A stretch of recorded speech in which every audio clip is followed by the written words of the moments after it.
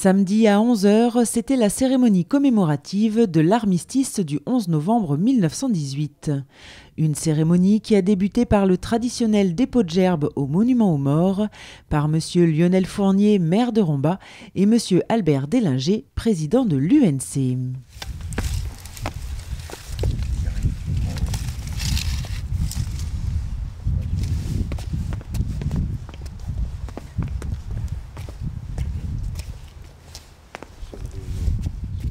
À cette occasion, élus, associations patriotiques, porte-drapeaux, police municipale, sapeurs-pompiers, harmonie municipale, forces vives et habitants de Rombat étaient donc présents pour assister à cette cérémonie qui s'est poursuivie avec l'interprétation de l'hymne national français, la Marseillaise, par les élèves de CE2, CM1 et CM2 de la ville basse.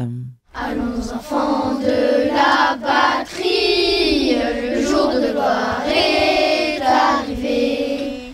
Contre nous de la tyrannie, l'étendard sanglant élevé, l'étendard sanglant élevé. Entendez-vous dans les campagnes mugir ces féroces soldats? Ils viennent jusque dans vos bras, égorger vos fils et vos compagnes. Aux armes, citoyens, formez vos bataillons. Marchons, marchons, qu'un sang impur arrase nos sillons.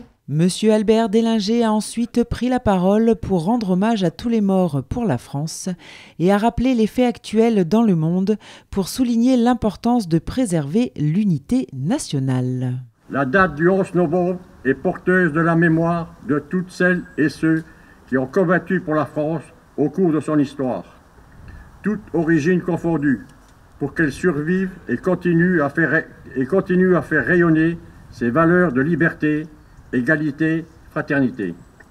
L'actualité au Levant, en Ukraine et dans d'autres régions du monde rappelle que la paix et la stabilité des États sont fragiles.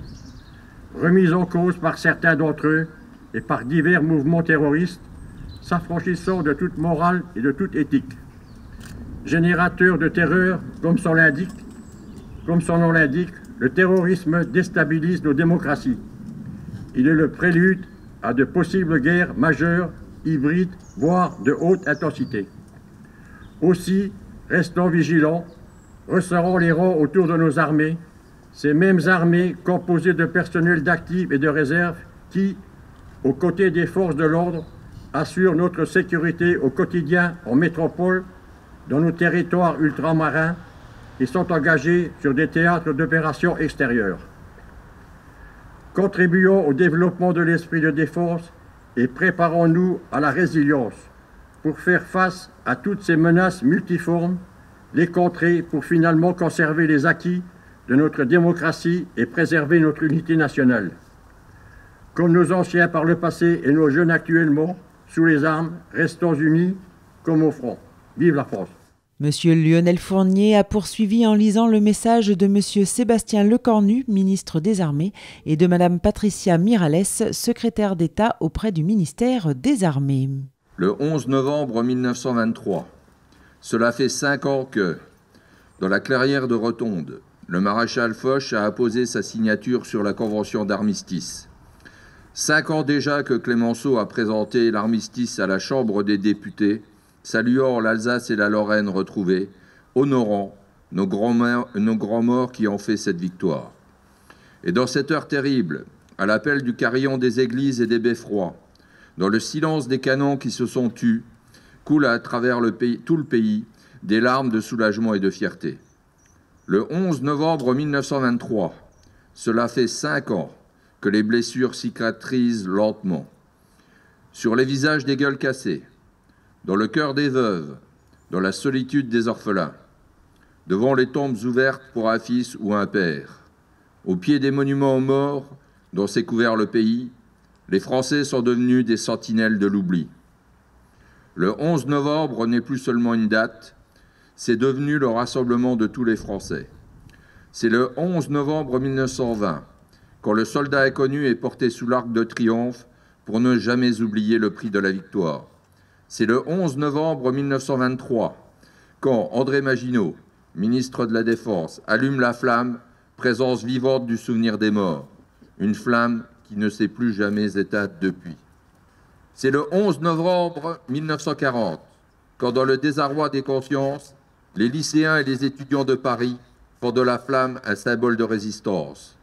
Quand chez nos compatriotes alsaciens et mosellans, coupés de leur patrie, la résistance s'organise. C'est le 11 novembre 1943, quand les résistants de l'Ain devancent la libération en défilant dans Oyonnax. C'est aussi le 11 novembre 1944, quand la France retrouve le droit de célébrer la victoire. Alors, face aux noms inscrits sur les monuments devant lesquels nous sommes rassemblés, nous nous souvenons de tous les morts pour la France qui trouvent le repos dans nos mémoires reconnaissantes. Nous nous souvenons de ceux de 14, de ceux de 40 et de 44, de ceux de 1954 et 1962, de ceux de 1983 ou de 2008 et de tous les autres. Nous nous souvenons de l'adjudant-chef Nicolas Latourte, du sergent-chef Baptiste Gauchot et du sergent-chef Nicolas Mazier, tous trois morts pour la France le 18 août, 20 août et 29 août 2023.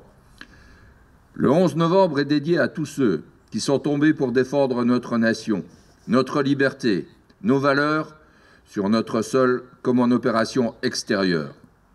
Ils ont des droits sur nous, comme nous avons des devoirs à leur égard. Alors portons lucidement leur héritage, car c'est en honorant leur sacrifice que se construit l'avenir de notre nation, sans jamais douter de notre capacité à nous relever des plus grands périls.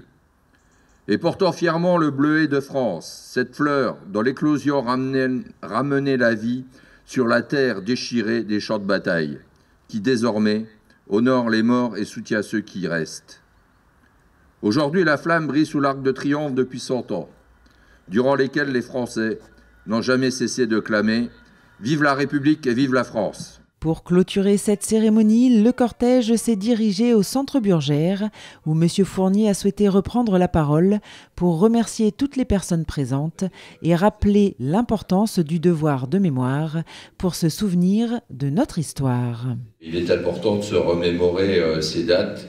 Un président de la République, un ancien président de la République, il disait « Une nation qui n'a pas de passé n'a pas d'avenir ». Et donc il nous faut nous remémorer effectivement ce qui s'est passé pour que normalement ça ne se reproduise plus.